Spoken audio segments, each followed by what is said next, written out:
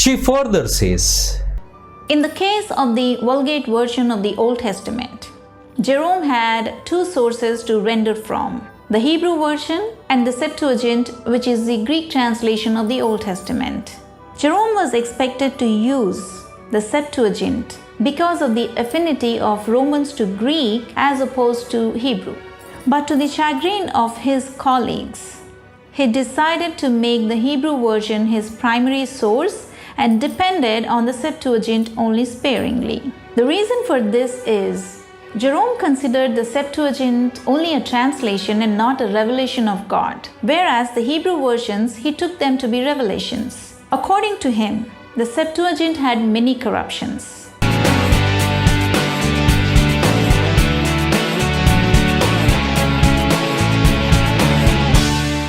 she says that Jerome, to revise the Latin Vulgate, he approached the Hebrew Bible and rejected or was not favorable of Septuagint, because for Jerome, Hebrew is the revelation. Hebrew Bible was the revelation. Septuagint was only a translation, so he preferred Hebrew instead of Septuagint.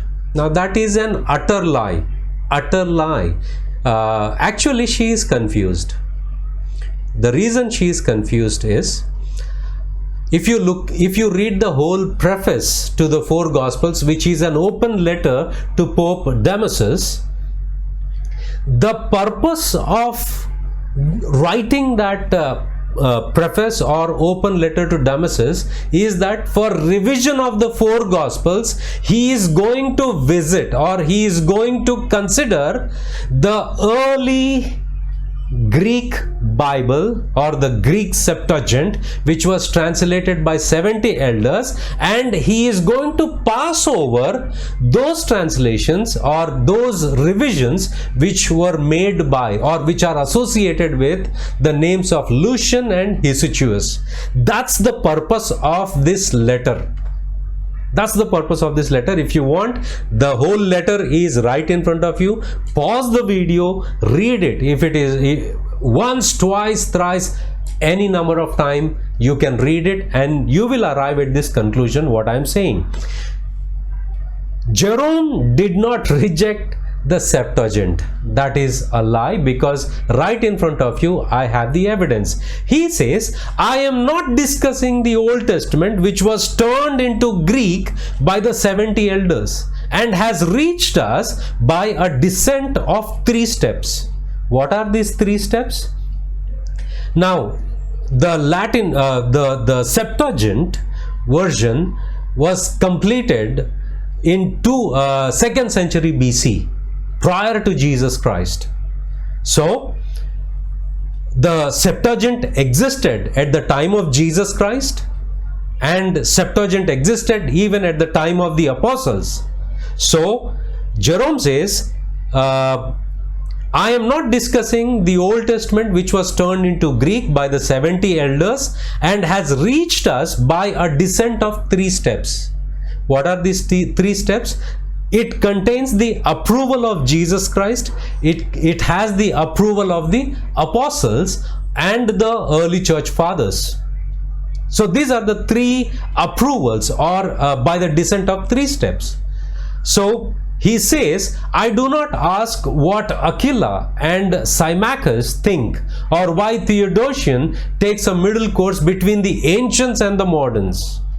Now, what are these ancients and moderns? Is that ancient, that is the first original Greek manuscript, the Septuagint, which was translated by 70 elders, and the modern one is at the time of Jerome, Lucian and Hesychius revised those the Septuagint. So you have original, that is ancient, and you have a modern. So that's the reason he's saying ancients and moderns. I am willing to let that be the true translation which had apostolic approval. Means for Jerome the 70 elders who translated for the first time from Hebrew to Greek, he says, I am willing to let that be true translation which had apostolic approval. Now you tell me, did Jerome rejected Septuagint? No, because the evidence is right in front of us. He didn't reject, but she boldly lies in front of the crowd, the people. Secondly, she is confused. She is thinking, Esther is thinking that Jerome preferred the Hebrew text and not the Septuagint. But actually, Jerome here in the whole of preface is saying, I prefer the Septuagint that is translated by the 70 elders, and I reject those revisions made by Lucian and Hesychius. Further, he says, after the quote of Esther's quote, he further says, I therefore promise in this short preface the 4 Gospels only, which are to be taken in the following order: Matthew, Mark, Luke, and John, as they have been revised by a comparison of the Greek manuscripts. Only early ones have been used. Only early ones, that is the early Septuagint, that is the Septuagint translated by the 70 elders. I am going to take that as my source, the Septuagint, which was translated by the 70 elders, and I pass over those manuscripts which are those revisions which are named after Lucian and Hesychius. Now here is the clarity. So anyways, let's see what further she says. According to the Catholic Encyclopedia, which says, voluntarily or involuntarily, the copyists allowed many textual corruptions, transpositions, additions, and omissions to creep into the primitive text of the Septuagint. It further admits it is a material impossibility to transcribe absolutely without error the whole long work, and one may be sure that no 2 copies of the same original will be alike in every detail.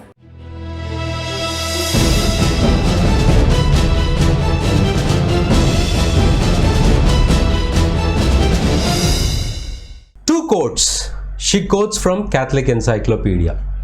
The first quote says, voluntarily or involuntarily, the copyists allowed many textual corruptions, transpositions, additions, and omissions to creep into a primitive text of the Septuagint. Now the problem is that she wouldn't quote the beginning of the paragraph. The beginning of the paragraph says, the Septuagint version, while giving exactly as the form and substance the true sense of the sacred books, differs neverthelessly considerably from our present Hebrew text. The Septuagint version, while giving exactly as to the form and the substance the true sense of the sacred books, but it differs from the Hebrew text, and the statement further says, these discrepancies, however, are not of great importance and are only matters of interpretation. She wouldn't present this because her purpose won't be met if she quotes the beginning lines of the paragraph, because Catholic Encyclopedia clearly says that these discrepancies, however, are not of great importance because these are only the matters of interpretation.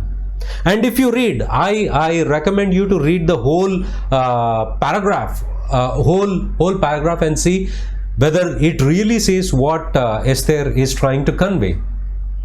The second quote that she quoted from Catholic Encyclopedia, indeed, it is a material impossibility to transcribe absolutely without error the whole of a long work, and a priori one may be sure that no 2 copies of the same original will be alike in every detail. Even here, To be frank with you, I don't know whether to laugh or pity on her reading skills and comprehension skills. Why? Because if you read one line prior to it, one line prior to that, you will get to know the truth. But cunningly, she blurred the previous and the later verses in her caption, that appears on her screen. So this is what it says: nothing short of a continuous miracle could have brought the text of the inspired writers to us, down to us, without alteration or corruption. What the writer is saying is that if the Bible has come to us without alteration or corruption, it is only a miracle. That's what the writer is saying.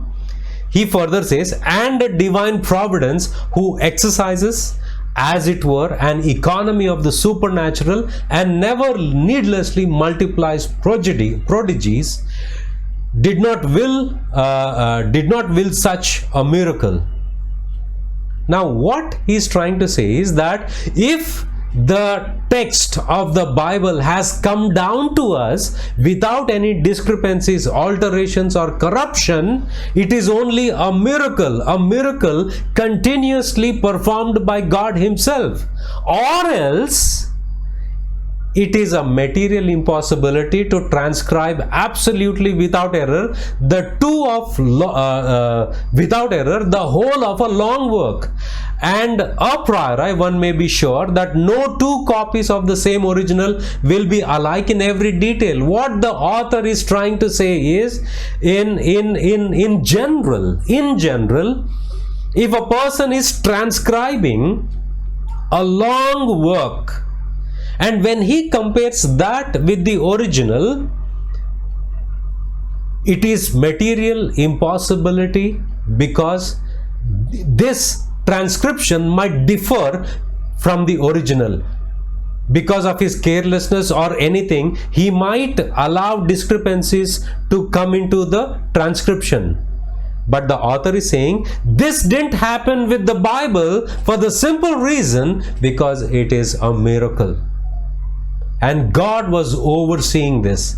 I request you to read even for the previous lines of this whole paragraph. You will understand what exactly the person is saying. But Esther, she cunningly quotes only those words or verses which will meet her purpose, that is to denounce or try to put down the Christian faith, or try to make people question the authenticity of the Bible.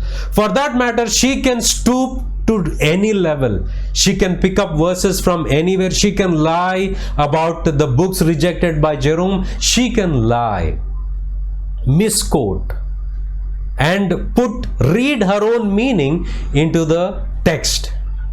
But that's not an honest way of doing things. The work that I am doing, it's an independent work. It is not associated with any organizations, and there are many challenges. If you would like to support my work and what I am doing, you can contact me on my email ID and pray for this work and this ministry. God bless you.